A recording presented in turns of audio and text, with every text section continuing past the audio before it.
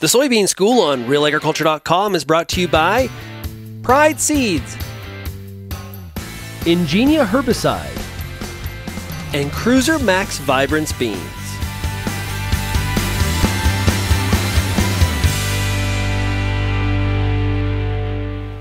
Hi, I'm Bernard Tobin. Welcome to Soybean School. Hey, it's been a pretty dry year in parts of Ontario, especially at planting. A lot of seed went into some pretty dry conditions, and hey, it's come along quite well. A lot of farmers have gotten moisture. On this episode, I'm joined by AGRIS agronomist Dale Cowan. Dale explains that, hey, we need moisture early in the season. We need to plant in the moisture, but we also need accumulating moisture throughout the season. He also talks about why August rains make grain.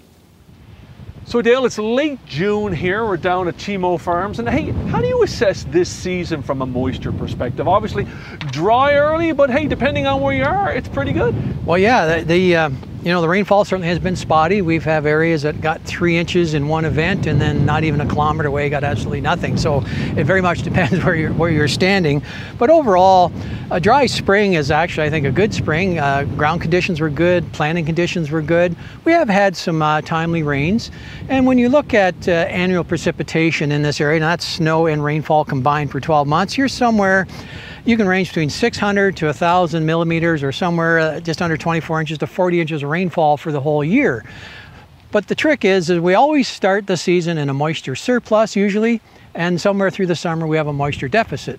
So this whole idea of understanding water usage in the plant helps us understand some of the growth habits and where the yield potential is gained and lost, and why things like fertility and weed control are so important, things that help conserve the moisture, keep the plant health up so it can get through the season. And when we talk about moisture, we're talking about evaporation and transpiration, or evapotranspiration, if you will. So evaporation is lost from the soil surface.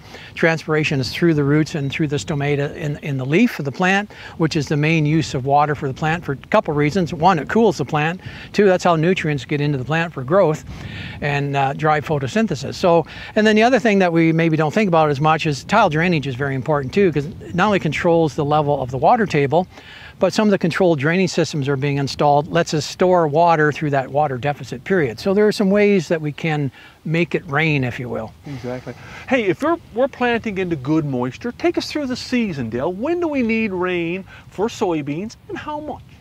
Well, certainly we want good moisture content for germination. Soybean seeds got to take up over half its weight in water, so you want enough moisture. So I always say plant into moisture, so a good moisture. But it's not until the plant gets to about the first trifoliate you're starting to use a 0.05 of an inch per acre per day. And as the plant gets a little bigger, here we are, a V4 plant, we're now getting into a point where we're almost using 0.2 inches of water per acre per day. And so a typical soybean plant, depending on the season, can use between 18 and 23 inches of water for the season.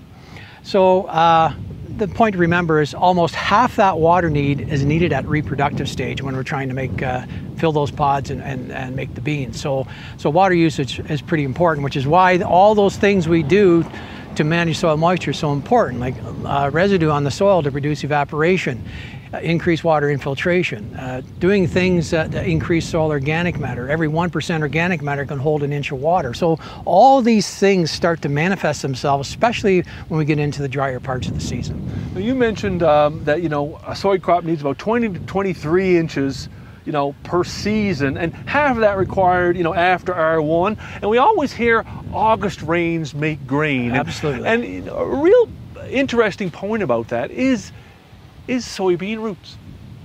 Well, as much as we pull them up and there seems to be a healthy tap root and some fibrous taps, at the end of the season, especially during that reproductive stage, we still have to realize that 90% of the root mass of soybeans is still in the top 3 inches of the topsoil.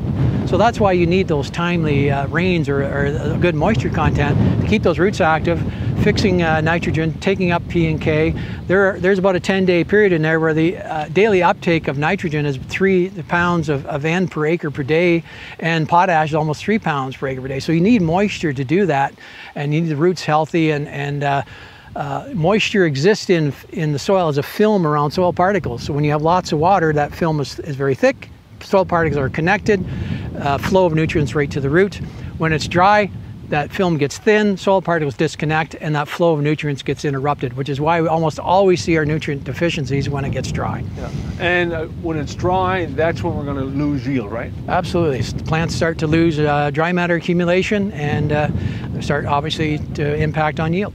Great stuff. Dale, always great to have you on Soybean School. I know we'll get some great rains in August. We hope so. That's where we need them for beans. They make their yield last half the season.